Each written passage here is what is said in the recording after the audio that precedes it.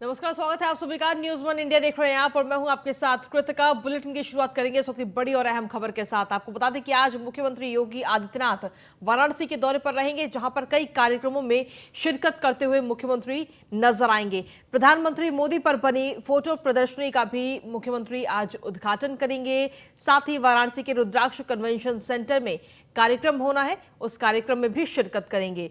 दोपहर 12:50 पर काशी विश्वनाथ धाम में पूजा अर्चना करते हुए मुख्यमंत्री आज नजर आएंगे। सतुआ बाबा आश्रम में श्रद्धांजलि कार्यक्रम में भी शामिल होंगे। पीएम गति शक्ति कॉन्फ्रेंस के उद्घाटन सत्र में हिस्सा लेंगे मुख्यमंत्री योगी आदित्यनाथ। इसके अलावा गोवर्धन योजना निर्माणाधीन स्थल का भी मुख्यमंत्री योगी आदित्यनाथ आज निरीक्षण करेंगे। तो ये तमाम कार्यक्रमों में आज मुख्यमंत्री शिरकत करते हुए नजर आएंगे। तो आज वाराणसी के दौरे पर रहेंगे मुख्यमंत्री योगी आदित्यनाथ। सबसे पहले पीएम मोदी पर बनी फोटो प्रदर्शनी का उद्घाटन मुख्यमंत्री करेंगे। वाराणसी के रुद्राक्ष कन्वेंशन सेंटर में भी कार्यक्रम का आयोजन है और इस कार्यक्रम में भी शिरकत करते हुए नजर आएंगे। उसके बाद में दोपहर 12:50 पर काशी विश्वनाथ धाम में पूजा अर्चना करते हुए नजर आएंगे। आपको बता दें कि जब भी मुख्यमंत्री वाराणसी जाते हैं तो बाबा के धाम जरूर जाते हैं, बाबा की पूजा अर्चना करते हुए नजर आते हैं। तो आज भी दोपहर 12:50 पर काशी विश्वनाथ धाम जाएंगे मुख्यमंत्री और पूजा अर्चना करते हुए नजर आएंगे। इसके अलावा सतुआ बाबा आश्रम में श्रद्धांजलि कार्यक्रम का आयोजन आज रखा गया है, उसमें भी शिरकत करते हुए मुख्यमंत्री नजर आएंगे। वहीं पीएम गति शक्ति कॉन्फ्रेंस के उद्घाटन सत्र में भी मुख्यमंत्री आज हिस्सा लेंगे।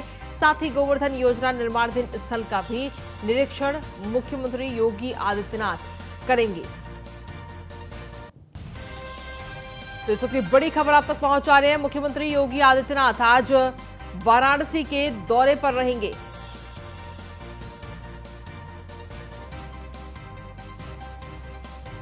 और वाराणसी में सबसे पहले प्रधानमंत्री नरेंद्र मोदी पर बनी फोटो प्रदर्शनी का उद्घाटन मुख्यमंत्री योगी आदित्यनाथ करते हुए नजर आएंगे। इसके अलावा कई सारे कार्यक्रम हैं जिनमें मुख्यमंत्री आज शिरकत करेंगे, बैठक भी करेंगे। वाराणसी के रुद्राक्ष कन्वेंशन सेंटर में कार्यक्रम है, उसमें शिरकत करेंगे। दोपहर 12:50 पर काशी विश्वनाथ धाम में पूजा अर्चना करते हुए नजर आएंगे मुख्यमंत्री योगी आदित्यनाथ। वहीं सतुआ बाबा आश्रम में श्रद्धांजलि कार्यक्रम का आयोजन आज रखा गया है, इस कार्यक्रम में भी शामिल होंगे। पीएम गति शक्ति कॉन्फ्रेंस के उद्घाटन सत्र में हिस्सा लेंगे मुख्यमंत्री। गोवर्धन योजना निर्माणाधीन स्थल का भी निरीक्षण मुख्यमंत्री योगी आदित्यनाथ करेंगे।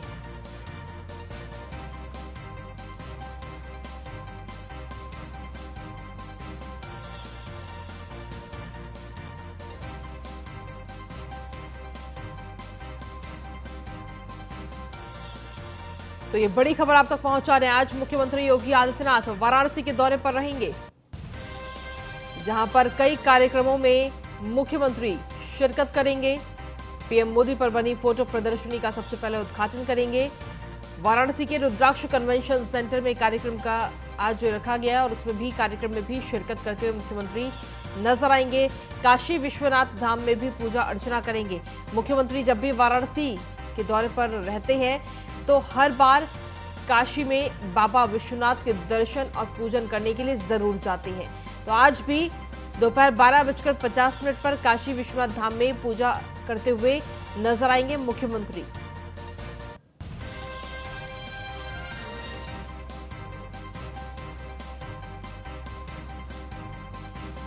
तो कई कार्यक्रमों में आज शिरकत करते हुए मुख्यमंत्री नजर आएंगे। वाराणसी में कई कार्यक्रमों आज रखे गए हैं। आज वाराणसी के दौरे पर रहेंगे मुख्यमंत्री योगी आदित्यनाथ, जहां रुद्राक्ष कन्वेंशन सेंटर में कार्यक्रम है। पीएम मोदी पर बनी फोटो प्रदर्शनी का आज उद्घाटन किया जाएगा।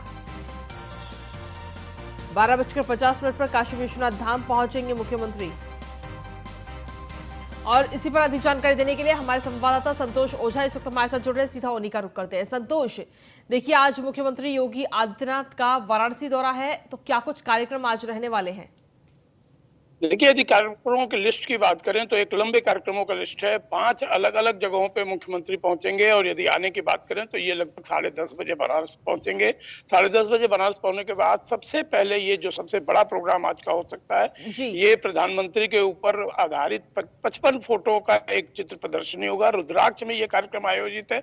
इस फ़ोटो प्रदर्शनी की जो सबसे ख़ास बात होगी वो ये कि गुजरात का वो लड़का जो कभी चाय बेचा करता था, आज देश के शीर्षस्थ पद पे है और यही नहीं, बिल्कुल। यदि देश क्या विदेश के भी लोगों को शिखत देने में अपने को सक्षम पा रहा है। ये फोटो के माध्यम से बताने का प्रयास किया जाएगा।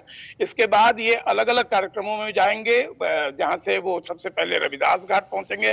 रविदास घाट पे एक जेटी का उद्घाटन करेंगे। ये जेटी विदेश के सहयोग से बनाई गई है, उनके सहयोग से इसको डेवलप किया गया है। यहाँ से ये काशी विश्वनाथ मंदिर पहुँचेंगे, लगभग जी। 12:50 का समय होगा। वहाँ से काशी विश्वनाथ दर्शन करने के बाद पास में ही मणिकर्णिका घाट के पास सतुआ बाबा आश्रम है, उस आश्रम में पहुंचेंगे जहां पे श्रद्धांजलि सभा में शिरकत करेंगे। इसके बाद वहां से वो एक बार फिर से सांस्कृतिक संकुल बड़ा लालपुर पहुंचेंगे जहां एक कार्यक्रम में शिरकत करेंगे और वहां से अंत में फाइनली लगभग 4:15 बजे के आसपास शाहजहांपुर जो बनारस के ग्रामीण क्षेत्र में है, वहां पे गोवर्धन गायों के संवर्धन के लिए एक आयोजन में सहयोग करेंगे और वहां पे शिरकत करेंगे, जिसके बाद वो वापस लखनऊ जाएंगे। ये कार्यक्रम की बात यदि करें तो लगभग 6 घंटे बनारस में आज रहेंगे जी। और इस कार्यक्रम में जैसा कि हमने पहले भी कहा कि 2 बड़े कार्यक्रम होंगे। पहला एक जो कि रुद्राक्ष में फोटो प्रदर्शनी होगा जो प्रधानमंत्री के जीवन पे आधारित होगा और दूसरा जो सबसे अंतिम प्रोग्राम शाहजहांपुर गांव में जहां जी। पे गौ संवर्धन के लिए योजनाओं का शुरुआत किया जाएगा। जी। ठीक है, चलिए आप बने रहिए, आगे भी आपसे जानकारी और अपडेट्स लेंगे। तो आपको बता दें कि आज मुख्यमंत्री योगी आदित्यनाथ वाराणसी के दौरे पर रहेंगे, जहां पर जो बड़ा कार्यक्रम है वो है प्रधानमंत्री नरेंद्र मोदी पर बनी फोटो प्रदर्शनी और इसका उद्घाटन मुख्यमंत्री आज करेंगे। वाराणसी के रुद्राक्ष कन्वेंशन सेंटर में इसका कार्यक्रम आज रखा गया है। अधिक जानकारी के साथ मनीष मिश्रा इस वक्त हमारे साथ जुड़े हुए हैं लखनऊ से। मनीष, देखिए आज मुख्यमंत्री योगी आदित्यनाथ वाराणसी के दौरे पर रहेंगे, जहां पर कई सारे कार्यक्रम एक के बाद एक लगे हुए हैं और उनमें वो शामिल होंगे।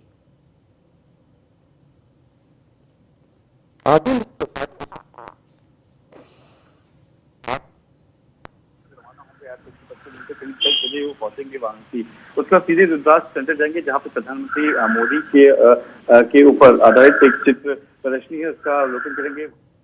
जी। इसके बाद 11 बजे ठीक है, आपके पास वापस आती हूँ मैं। कुछ तकनीकी समस्या के कारण आपकी आवाज साफ नहीं पहुंच पा रही है, आपके पास वापस आऊंगी। लेकिन लगातार बड़ी खबर अपने दर्शकों तक पहुंचा रहे हैं कि मुख्यमंत्री योगी आदित्यनाथ आज वाराणसी के दौरे पर रहेंगे, जहां पर प्रधानमंत्री नरेंद्र मोदी पर बनी जो फोटो प्रदर्शनी है उसका उद्घाटन करेंगे। साथ ही आपको बता दें कि ये पूरा कार्यक्रम वाराणसी के ही रुद्राक्ष कन्वेंशन सेंटर में रखा गया है, जिसमें शामिल होंगे मुख्यमंत्री और काशी विश्वनाथ धाम में पूजा भी करेंगे।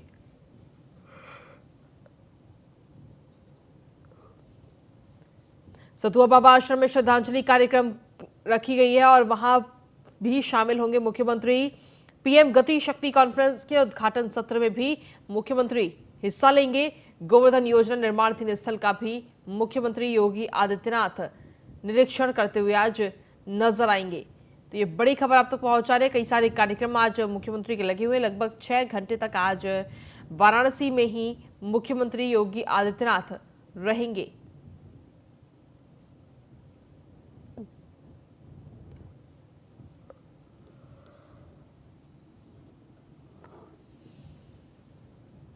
तो बड़ी खबर आप तक पहुंचा रहे हैं। आज पीएम मोदी पर बनी फोटो प्रदर्शनी का उद्घाटन करेंगे। इसमें सीधे तौर पर देखा जाए तो ये प्रदर्शनी लगाई गई है कि किस तरीके से एक कभी स्टेशन पर चाय बेचने वाला लड़का किस तरीके से आज देश के सर्वोच्च पद पर बैठा है।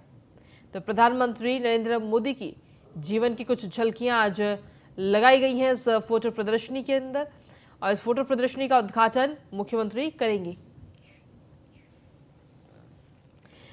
और मनीष मिश्रा एक बार फिर से हमारे साथ जुड़ गए हैं। मनीष, आवाज मिल पा रही है आपको?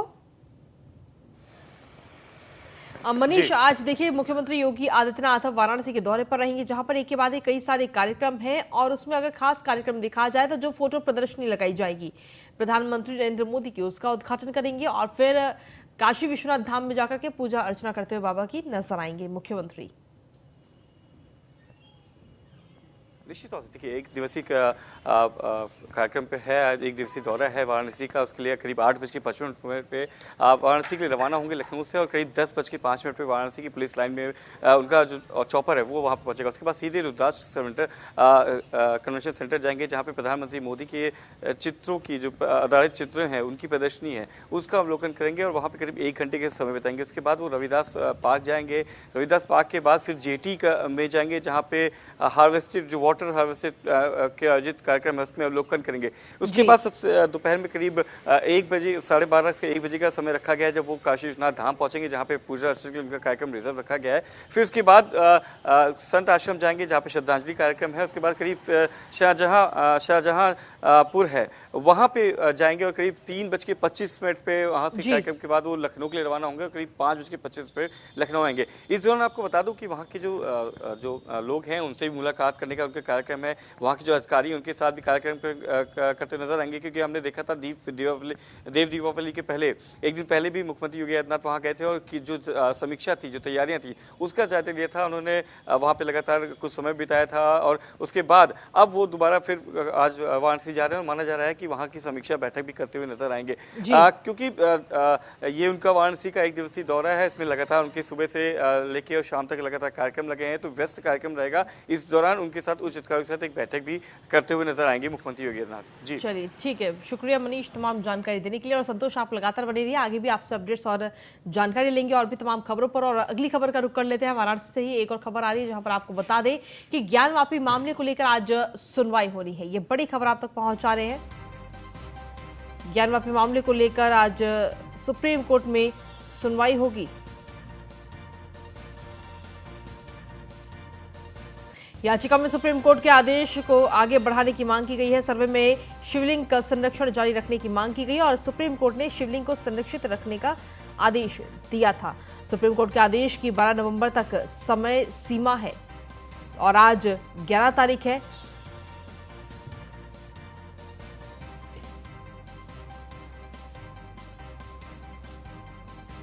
तो बड़ी खबर आप तक पहुंचा रहे हैं। दिल्ली से ज्ञानवापी मामले में सुप्रीम कोर्ट में आज सुनवाई होनी है, और इस याचिका में सुप्रीम कोर्ट का जो आदेश है उसे आगे बढ़ाने की मांग की जा रही है।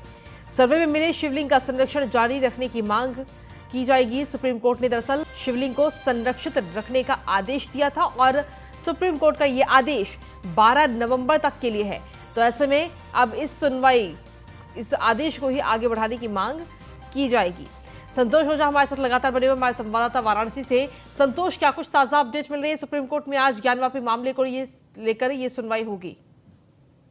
देखिए, आज ज्ञानवापी में सुनवाई होगी, जैसा कि आपने बताया, और सबसे बड़ी बात जो होगी वो ये कि इस पूरे मामले को आगे एक्सटेंड करने की एक एप्लीकेशन मूव कराई जाएगी। वादी पक्ष की ओर से ये किया गया था, और ये घटना तब की है जब कमीशन की रिपोर्ट करने के लिए वहां पे वकीलों की एक दल गई थी, और वकीलों ने एक फव्वारे में, या ये कहा जाए कि वजू खाने में एक शिवलिंग नुमा आकृति, जिसे उन्होंने शिवलिंग बताया, और उसके बाद वो कोर्ट में जाके, या ये कहा जाए कि सुप्रीम कोर्ट में जाके एक वाद प्रस्तुत करते हैं। और प्रस्तुत करने के बाद ये कहा जाता है कि चूंकि ये हिंदू धर्म से जुड़ी हुई चीजें हैं, आस्था से जुड़ी चीजें, लिहाजा इसका सम्मान करने के लिए इस जगह को संरक्षित किया जाना चाहिए। जिसके बाद सुप्रीम कोर्ट ने एक आदेश पारित किया था, और उस वजू खाने क्षेत्र को सील कर दिया गया था। इसी आदेश को फिर से एक्सटेंड करने की बात है कि वहां पे जो हाथ धोना, पैर धोना, या फिर जो नमाज के पूर्व के होते हैं काम, उसको रोका जाए, और संरक्षित करने का जो डेट है जो कल समाप्त हो रहा है उसे और आगे बढ़ाया जाए। जी ठीक है, शुक्रिया तमाम जानकारी देने के लिए। और इसी के साथ चलिए बुलेटिन में आगे बढ़ेंगे और अगली खबर का रुख कर लेते हैं। इस वक्त की बड़ी खबर मिल रही है लखनऊ से, जहां पर आपको बता दें कि अखिलेश यादव से जवाब मांगा गया था। अखिलेश यादव ने जो आरोप चुनाव आयोग पर लगाया था उसके मामले में जवाब मांगा गया था, और अब अखिलेश यादव ने चुनाव आयोग को यह पत्र लिखा है। अखिलेश यादव ने इलेक्शन कमीशन को 6 पेज का पत्र लिखकर जवाब दिया है। वोटर लिस्ट के गड़बड़ी के मामलों पर जांच की मांग की है।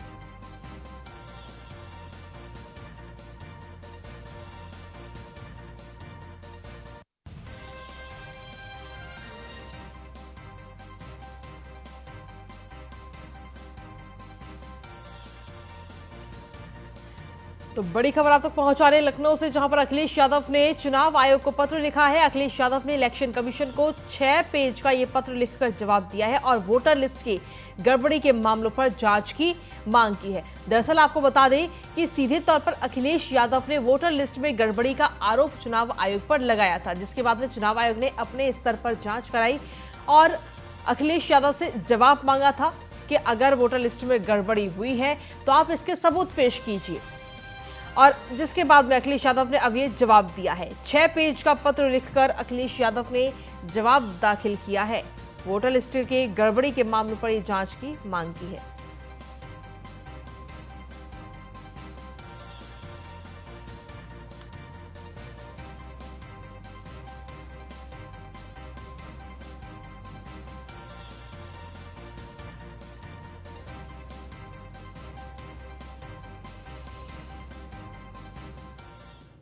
और चलिए इसी के साथ अगली खबर की ओर रुख कर लेते हैं। रामपुर चुनाव को लेकर इस वक्त बड़ी खबर मिल रही है, जहां पर आपको बता दें कि नोटिफिकेशन जारी किया गया है रामपुर उपचुनाव को लेकर।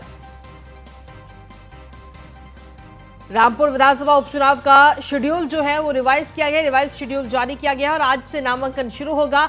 18 नवंबर तक प्रत्याशी रामपुर उपचुनाव के लिए नामांकन कर सकते हैं। ये बड़ी खबर आप तक पहुंचा रहे हैं। रामपुर चुनाव का नोटिफिकेशन इस वक्त जारी कर दिया गया है। रामपुर विधानसभा उपचुनाव का शेड्यूल जो है वो रिवाइज करके जारी किया गया है। 5 दिसंबर को मतदान होगा और 8 दिसंबर को नतीजे आएंगे। रामपुर उपचुनाव का नोटिफिकेशन इस वक्त जारी किया गया है। रामपुर विधानसभा उपचुनाव का शेड्यूल रिवाइज कर दिया गया है। ये बड़ी खबर आप तक पहुंचा रहे हैं और आज से रामपुर उपचुनाव में नामांकन शुरू होगा। अधिक जानकारी के साथ संवाददाता फहीम खान जुड़ गए। फहीम, क्या कुछ ताजा अपडेट आपके पास? जी देखिए, ताजा अपडेट की अगर बात की जाए तो आज नोटिफिकेशन जारी है और आज से नामांकन की प्रक्रिया रामपुर में शुरू हो गई है, क्योंकि कल सेशन कोर्ट ने आजम खां की उस अर्जी को नामंजूर कर दिया था, जिसमें उन्होंने कहा था कि जो उनको सजा हुई है 3 साल की, उस पर स्टे कर दिया जाए। सुप्रीम कोर्ट के दखल के बाद भी उनको कोई राहत रामपुर से नहीं मिली थी। कल उनकी एप्लीकेशन को सेशन कोर्ट ने खारिज करने के बाद विधायी की रद्द रखी थी। तो इस तरह से कल घटनाक्रम चला और कोई राहत नहीं मिली। उसी को देखते हुए कल नोटिफिकेशन जारी हुआ आज, और आज के लिए ये कह दिया गया है कि अब जो है चुनाव की प्रक्रिया बिल्कुल साफ है और फिर चुनाव प्रक्रिया में अब आजम खां किसे उतारेंगे और भारतीय जनता पार्टी का मुकाबला किससे होगा, ये अभी देखना दिलचस्प होगा, क्योंकि अभी पत्ते एकदम से नहीं खुले हैं, क्योंकि कल ही इस पर फैसला हुआ है। और ये भी हो सकता है कि सोमवार तक इसमें हाई कोर्ट आजम खां चले जाएं और फिर कोई और रोक लगे। तो ऐसा भी संभव है कि आजम खां हाई कोर्ट का रुख करें और उसके बाद में फिर रोक लगे या फिर चुनाव प्रक्रिया जारी रहे। तो ऐसे में देखना यही दिलचस्प होगा कि आगे घटनाक्रम क्या होते हैं। जी लेकिन जिस तरीके से देखा जाए तो रामपुर उपचुनाव में अब लगातार हम चर्चा कर रहे थे कि अगर राहत नहीं मिलती है तो आखिर किसको उतारा जाएगा समाजवादी पार्टी की तरफ से प्रत्याशी के तौर पर? जी देखिए, समाजवादी पार्टी के तौर पर अगर हम देखेंगे तो आजम खां के पास विकल्प कई बाकी हैं अभी। डॉक्टर तंजीम फातिमा जिन्होंने पहले भी उपचुनाव जीता था, उनका चेहरा भी अभी है और उनके घर में अभी जो है उनकी बहू भी चुनाव लड़ सकती हैं। उनके बड़े बेटे हैं अदीब आजम, उन्होंने आज तक कोई चुनाव नहीं लड़ा, वो भी चुनाव लड़ सकते हैं। तो अभी विकल्प तो हैं काफी, लेकिन अगर उनके घर से ही कोई चुनाव लड़ता है तो वो मजबूत स्थिति में रहेंगे। लेकिन अगर कोई बाहर से वो प्रत्याशी उतारते हैं तो उनकी स्थिति लोकसभा चुनाव जैसी हो सकती है। जी अगर देखा जाए तो उनकी पत्नी का नाम भी इस वक्त सबसे आगे चल रहा है प्रत्याशी के तौर पर। बिल्कुल, देखिए हवा में तैर रहे हैं सारे नाम, अटकलों का बाजार भी गर्म है और सूत्र अपने अपने हिसाब से खबर निकाल के हमारे पास तक ला रहे हैं। तो जिसमें देखा जाए तो सबसे आगे नाम डॉक्टर तंजीम फातिमा का ही चल रहा है, जो कि उपचुनाव पहले भी जीत चुकी हैं और इस बार भी वो उपचुनाव की दौड़ में शामिल है। जी चलिए, शुक्रिया तमाम जानकारी देने के लिए।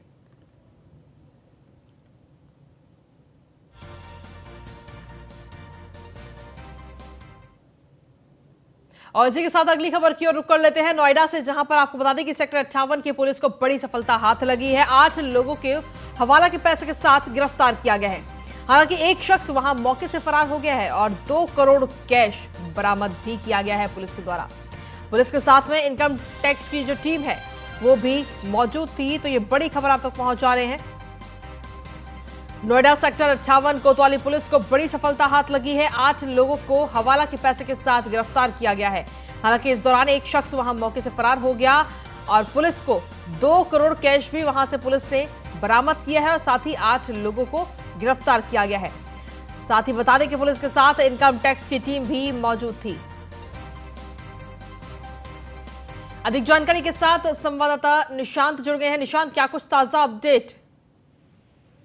देखिए, एक बड़ी कामयाबी पुलिस की देखी जा रही है, जहां पर हवाले के पैसे के साथ में लगभग 2 करोड़ से भी ज्यादा रकम पुलिस ने बरामद की है। हालांकि ये देखा जा रहा है कि कुछ लग्जरी गाड़ियों में कुछ लोग यहां पर हवाला पैसे की डील करने के लिए आए थे, जो पैसा लेकर आए थे सेक्टर 55 में, और उसके बाद लगभग 2 करोड़ से ज्यादा पैसा ये बताया जा रहा है हवाला का पैसा है, काला धन है, और जिसके देखते हुए अब जो है उसकी डील करने आए, जिसमें 8 लोगों को पुलिस ने गिरफ्तार किया है। हालांकि इसमें एक आरोपी फरार बताया जा रहा है और साथ ही जो कहीं ना कहीं उसकी भी पुलिस तलाश कर रही है, और जिसके बाद इनकम टैक्स विभाग को भी इसमें सूचना दी गई है। जी। इनकम टैक्स विभाग के जो वरिष्ठ अधिकारी हैं वो भी रात्रि में रात से ही गिनती पैसों की चल रही है। हालांकि इसमें एक बड़ा और भी खुलासा हो सकता है। पुलिस जो है इसमें अभी जांच में जुटी हुई है।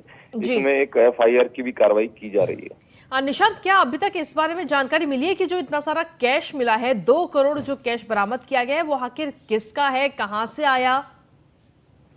देखिए, अभी इस चीज की कोई भी पुलिस के अधिकारी कोई भी पुष्टि करने को तैयार नहीं है, लेकिन ये साफ कर दिया हवाला, ये भी साफ कर दिया है कि ये हवाला का पैसा है।